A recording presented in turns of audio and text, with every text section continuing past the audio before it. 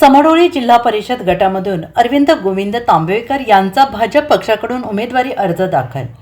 भव्य motorcycle rally काढून जोरदार शक्तीप्रदर्शन.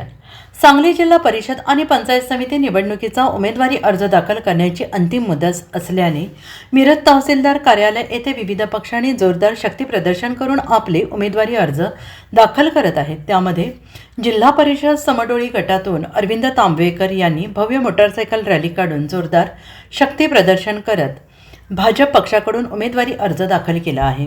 भाजप पक्षाकडून त्यांना अधिकृत एबी फॉर्मही देण्यात आलेला आहे. यावेळी निघालेल्या शक्तीप्रदर्शन रॅलीने सगळ्यांचे लक्ष वेधले.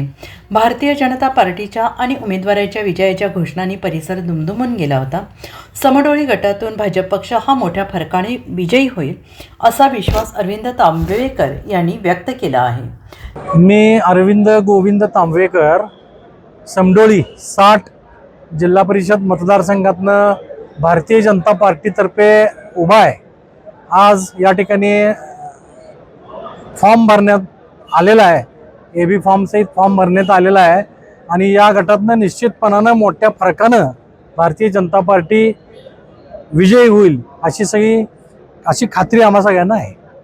आत्तापर्यंत भारतीय जनता पार्टीच्या माध्यमातून जी झालेली विकास कामं आहेत, या विकास कामाचं विजन घेऊन या ठिकाणी आम्ही त्या ठिकाणी मतदारांच्या समोर जाणार आहे आणि निश्चितपणानं या ठिकाणी मतदार आम्हाला चांगल्या मोठ्या फरकानं त्या ठिकाणी कौल देतील. Bureau report SPN Marathi, Samdoli, Sangli.